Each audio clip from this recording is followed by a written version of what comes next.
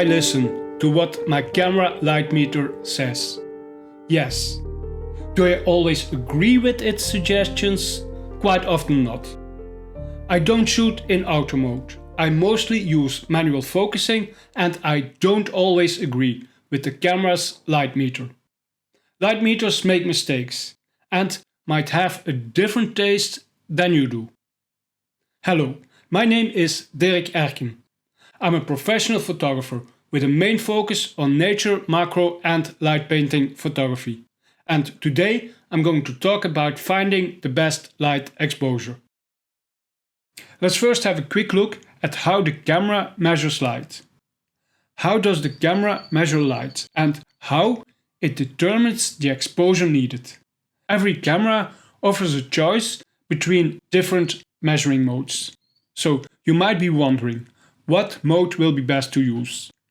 The different modes vary a bit from camera to camera, but possible options are average or evaluative metering, center weight metering, center circle or partial metering, spot metering, and for Nikon extra the highlight weight metering. With the average, matrix or evaluative metering, the camera splits the scene into grids. Every grid is analyzed by the camera to determine the highlight and shadow detail. From this, it calculates the average on which the recommended exposure is based. The center weight mode only uses the center part of the image to calculate the needed exposure. The spot metering is the most precise metering mode. It provides a precise reading of a very small area of the scene, making it useful when shooting images in high contrast situations. The camera indicates this measured light intensity by this exposure meter. Whenever the meter reads 0, you obtain the exposure that the camera indicates as being correct, based on the metering mode that you had set. Okay, now we know for what area the camera measures the light intensity and how it indicates it. But how does it determine the correct exposure? For the area that's measured, the camera assumes that it has a neutral gray tone. That means that when you turn the scene into black and white and you blur the area that will be used for measuring, that's the whole frame, a small center or a small spot, then the camera will assume that this area has to be a neutral gray. The camera does this based on the assumption that the brightness of the scene should be 80% reflectivity of a particular level of gray. So the camera always thinks that the measured area has a neutral gray tone. Always. When using a big area to evaluate exposure, chances are quite big that it turns out to be more or less a neutral gray. This makes the matrix or evaluative metering the easiest metering mode to use. Chances to get an optimal exposure reading with it are quite big, but it's still not always accurate. Let's have a quick look at some examples when using the average or evaluative metering mode. Here are 3 images: a bright one of a snowy landscape, a neutral one, also of a landscape, and a very dark one of a black cat on a black background. So if we know where to measure that scene using the average or evaluative metering mode. So we turn the scene into black and white and we blur the whole image. Now we have a very bright image, a medium gray one and an almost black one. The camera thinks that all these images to be neutral gray.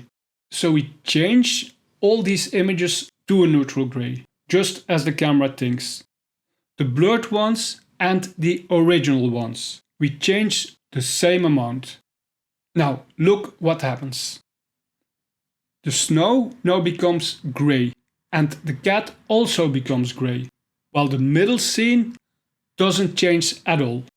This is how the camera sees these images.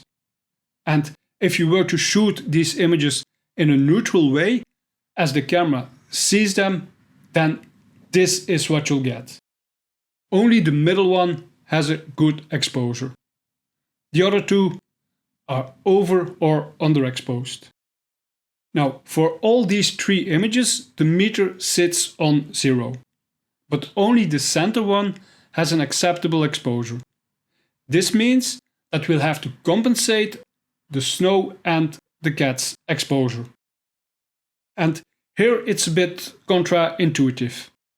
What do you need to do for a bright scene, for the snowy scene? Do you need to under or to overexpose it to get a good exposure? Think about it. It has to be really, really bright. So it has to become lighter. So we'll have to under or overexpose. Well, we have to overexpose when shooting a bright scene like this. As you can see, the snow is grey when shooting according to the camera's metering. So if we dial in an overexposure of 1 stop, 2 stops, or even 3 stops, we'll get a more accurate exposure. So we'll have to overexpose a bright scene. For the cat, we'll have to do the opposite. We'll have to underexpose the image in order to get a black cat on a black background. Now, what does this all mean? The average or evaluative metering is the easiest metering mode to use. And still, it's not accurate enough to rely on. With center or partial metering and with spot metering in particular, it can even become more difficult, especially if you don't know how to use them correctly. But I'm not going into detail on how to correctly use these other metering systems, as I don't use them. Here's how I determine the exposure. I set my camera on the average or evaluative metering mode. If the subject is bright, I set an overexposure of 1 stop. 2 stops if it's really bright.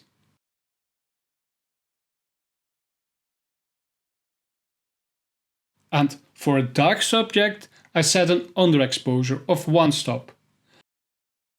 And for a really dark subject or scene, I set an underexposure of 2 whole stops. Then I take the first shot, and I'll have a look at it on my LCD screen to see if the exposure is correct. I also have a look at the histogram because it's more accurate than the image I get to see on the LCD screen. If the image is too dark or too bright, I dial in an extra under or overexposure. And if I'm pleased with the exposure settings, I start to shoot a series of images. Now, I often work in changing light conditions, so once in a while I check the image again and adapt the exposure when needed. This all means that you can't trust your camera when it comes to light metering. Sometimes it gives the correct exposure, but quite often it fails. The camera doesn't think. It only sees and assumes it to be a neutral grey tone. But not all scenes are neutral grey. On some occasions they are really bright, while on others they're quite dark. So we'll have to compensate the camera's mistakes by dialing in an over or underexposure. Next to that, an absolute correct exposure doesn't exist. Set it at your personal taste to reflect the mood you're in, or in the feel that you want to achieve with the image. It's up to you to make these choices, not to the camera or anyone else.